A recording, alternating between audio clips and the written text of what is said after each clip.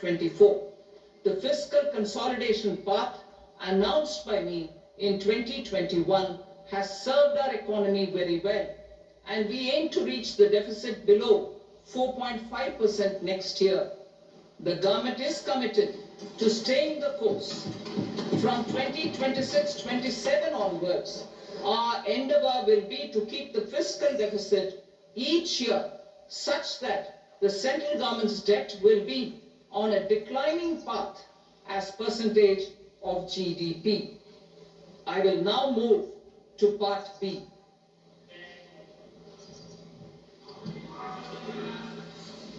Indirect taxes. Sir, I start with GST. It has decreased tax incidence on the common man, reduced compliance burden and logistics cost for trade and industry, and enhanced revenues of the central and the state governments. It is a success of vast proportions. To multiply the benefits of GST, we will strive to further simplify and rationalize the tax structure and endeavor to expand it to the remaining sectors.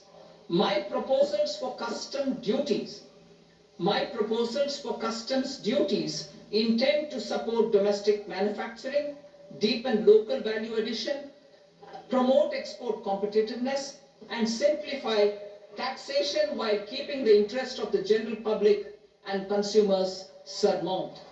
In Budget 22-23, we reduced the number of customs duty rates.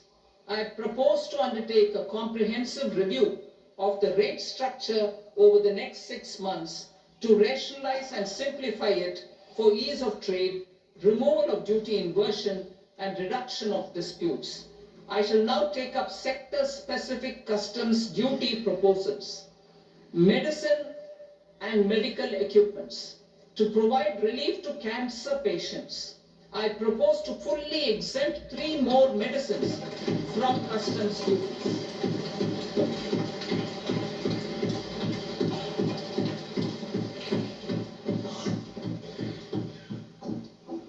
I also propose changes in the BCD on X-ray tubes and flat panel detectors for use in medical X-ray machines under the phased manufacturing program so as to synchronize them with the domestic capacity addition. Mobile phone and related parts. With a 3-fold increase in domestic production and almost a 100-fold jump in exports of mobile phones over the last 6 years, the Indian mobile industry has matured. In the interest of consumers, I now propose to reduce the BCD on mobile phone, mobile PCBA, and mobile charger to 15%. Critical minerals. Minerals such as lithium, copper, cobalt, and rare earth elements are critical for sectors like nuclear energy, renewable energy, space, defense, telecommunications, and high-tech electronics. I propose to fully exempt customs duties on 25 critical minerals and reduce BCD on 2 of them. This will provide a major fillip to the processing and refining of such minerals and help secure their availability for these strategic and important sectors. Solar energy. Energy transition is critical in the fight against climate change. To support energy transition, I propose to expand the list of exempted capital goods for use in the manufacture of solar cells and panels in the country.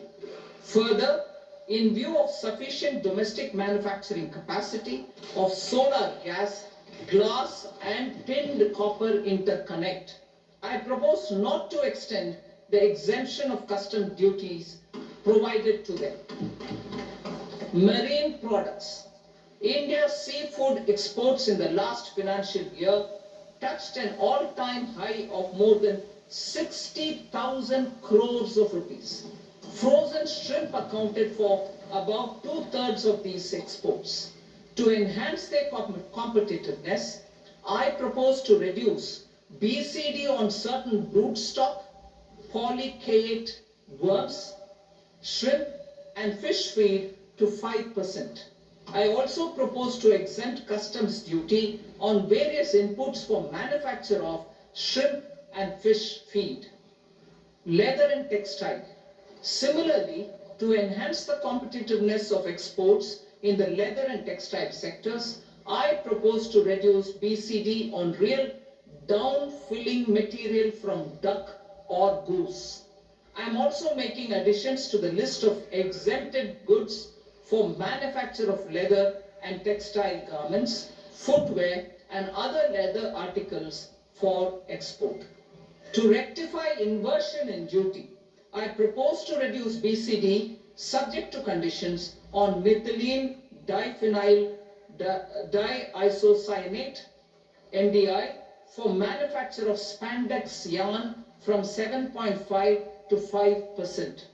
Furthermore, the export duty structure on raw hides, skin and leather is proposed to be simplified and rationalized. Precious metals. To enhance domestic value addition in gold and precious metal jewelry in the country, I propose to reduce customs duties on gold and silver to 6% and that of platinum to 6.4%. Other metals. Steel and copper are important raw materials. To reduce their cost of production, I propose to remove the BCD on ferronickel and blister copper.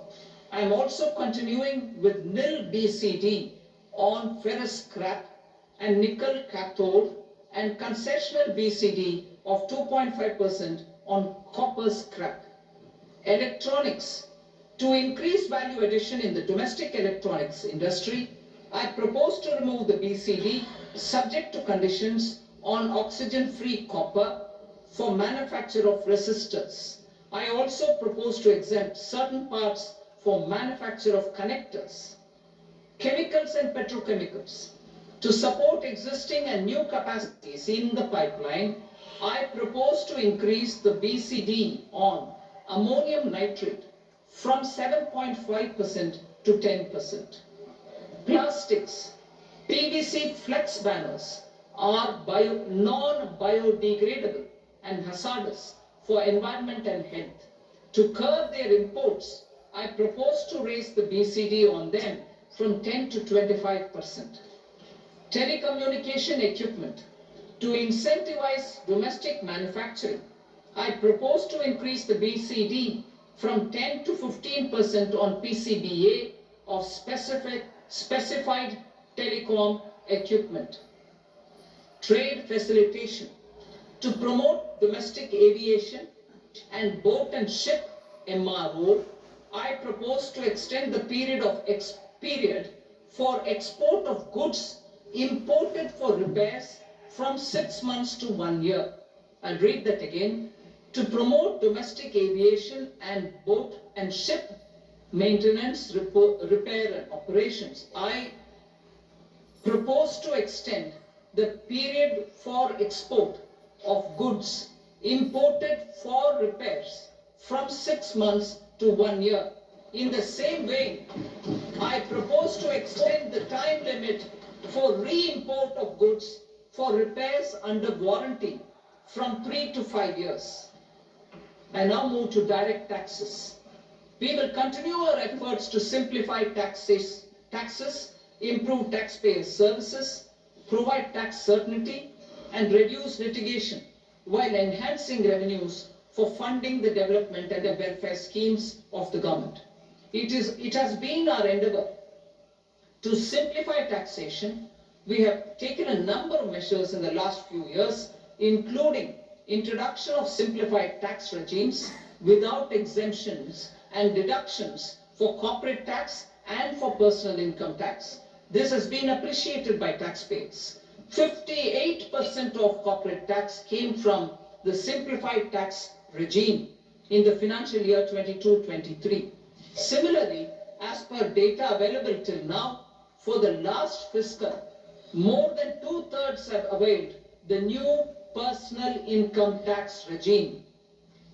Comprehensive review of the Income Tax Act. I am now announcing a comprehensive review of the Income Tax Act 1961. The purpose is to make the Act concise, lucid, easy to read and understand. This will reduce disputes and litigation, thereby providing tax certainty to the taxpayers. I will also bring down the demand embroiled in litigation. It is proposed to be completed in 6 months. A beginning is being made in the finance bill by simplifying the tax regime for charities, tedious rate structures, provisions of reassessment and such provisions, and capital gains taxation. Simplification for charities and tedious. Two tax exemption regimes. The two tax exemption regimes for charities are proposed to be merged into one. The 5% tedious rate on many payments is being merged into the 2% tedious rate, and the 20% tedious rate on repurchase of units by mutual funds or UTI is being withdrawn. Tedious rate on e-commerce operators is proposed to be reduced from 1 to 0.1%. Moreover, credit of TCS is proposed to be given in the TDS to be deducted on salary. Further, I propose to decriminalize delay for payment of TDS up to the due date of filing statement for the same. I also plan to provide a standard operating procedure for TDS defaults and simplify and rationalize the compounding guidelines for such defaults. Simplification of reassessment. I propose to thoroughly simplify the provisions for reopening and reassessment. An assessment hereinafter can be reopened beyond 3 years from the end of the assessment year only if the escaped income is 50 lakh rupees or more, up to a maximum period of 5 years from the end of the assessment year. Even in such cases, a time limit of 6 years before the year of the search, as against the existing time limit of 10 years, is being proposed. This will reduce tax uncertainty and disputes. Simplification and rationalization of capital gains. Capital gains taxation is also proposed to be hugely simplified. Short-term gains on certain financial assets shall henceforth attract a tax rate of 20%, while that on all other financial assets and all non-financial assets shall continue to attract the applicable tax rate. Long-term gains on all financial and non-financial assets, on the other hand, will attract a tax rate of 12.5%. For the benefit of the lower and the middle income classes, I propose to increase the limit of exemption of capital gains on certain financial assets to 1.25 lakh rupees per year. Listed financial assets held for more than a year will be classified as long-term, while unlisted financial assets and all non-financial assets will have to be held for at least 2 years to be classified as long-term. Unlisted bonds and debentures, debt mutual funds, and market-linked debentures, irrespective of holding period, however, will attract tax on capital gains at applicable rates. Taxpayer services. All the major taxpayer services under GST and most services under customs and income tax have been digitalized. All remaining services of customs and income tax, including rectification and order giving effect to appellate orders, shall be digitalized and made paperless over the next 2 years. Litigation and appeals. While our concerted efforts to reduce pendency of appeals at various appellate fora are beginning to show good results, it will continue to engage our highest attention.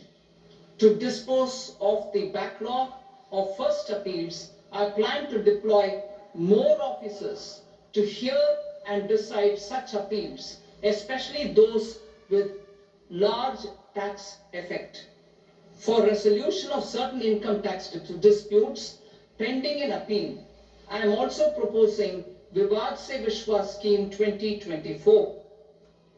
Further, I propose to increase monetary limits for filing appeals related to direct taxes, excise and service tax in the tax tribunals, high courts and Supreme Court to 60 lakh rupees, 2 crore rupees and 5 crore respectively, with a view to reduce litigation and provide certainty in international taxation. We will expand the scope of safe harbor rules and make them more attractive. We will also streamline the transfer pricing assessment procedure. Employment and investment. I have a few proposals to promote investment and foster employment. First of all, to bolster the Indian startup ecosystem, boost the entrepreneurial spirit, and to support innovation, I propose to abolish the so-called angel tax for all classes of investors. Second, there is tremendous potential for cruise tourism in India. To give a fillip to this employment-generating industry, I am proposing a simpler tax regime for foreign shipping companies operating domestic cruises in the country. Third, India is a world leader in the diamond cutting and polishing industry, which employs a large number of skilled workers. To further promote the development of this sector, we would provide for safe harbor rates for foreign mining companies selling raw diamonds in the country. Fourth, to attract foreign capital for our development needs, I propose to reduce the corporate tax rate on foreign companies from 40 to 35%. Deepening the tax base. I have a couple of proposals for deepening the tax base. First, security transaction tax on futures and options of securities is proposed to be increased to 0.02% and 0.1% respectively. Second, for reasons of equity, I propose to tax income received on buyback of shares in the hands of recipients. Other proposals. To improve social security benefits, deduction of expenditure by employers towards NPS is proposed to be increased from 10 to 14% of the employee's salary. Similarly, deduction of this expenditure up to 14% of salary from the income of employees in private sector, public sector banks and undertakings opting for the new tax regime is proposed to be provided. Indian professionals working in multinationals get ESOPs and invest in social security schemes and other movable assets abroad. Non-reporting of such small foreign assets has penal consequences under the Black Money Act. Such non-reporting of movable assets up to 20 lakh rupees is proposed to be depenalized. Other major proposals in the finance bill relate to withdrawal of equalization levy of 2%,